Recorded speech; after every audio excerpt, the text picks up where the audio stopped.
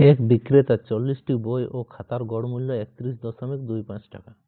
বই ও খাতার গড় মূল্য যথাক্রমে 60 টাকা এবং 14 টাকা। ওই ব্যবসায়ীর কাছে বইয়ের সংখ্যা কত? বইয়ের সংখ্যা যদি আমরা x ধরে নিই, ঠিক আছে, বইয়ের সংখ্যা যদি আমরা x ধরে নিই, তাহলে খাতার সংখ্যা কত হবে? 40 মাইনাস x, ঠিক আছে।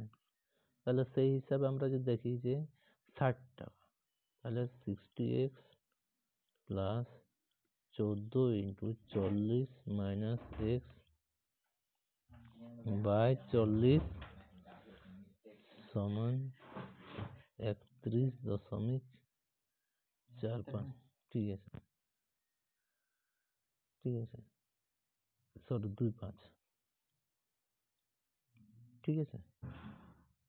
তাহলে এটা হয়ে যাবে 60x প্লাস 560 ইন্টু কত হয়ে যায় 14x, আর এইটা আমরা যদি 40 দিয়ে গুণ করে দিই তাহলে পাচ্ছি 1250, ঠিক আছে।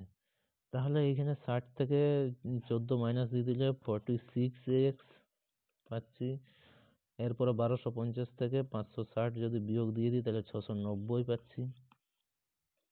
x সমান যদি কাটছি 46 দিয়ে তাহলে পাচ্ছি 15, x সমান 15 পেল, ঠিক আছে। আমাদেরকে জিজ্ঞেস করেছে যে বইয়ের সংখ্যা, মানে বইয়ের সংখ্যা মানে x এর কথা বলা হয়েছে, তাহলে আমাদের কথা হচ্ছে অপশন সি রাইট অ্যান্সার।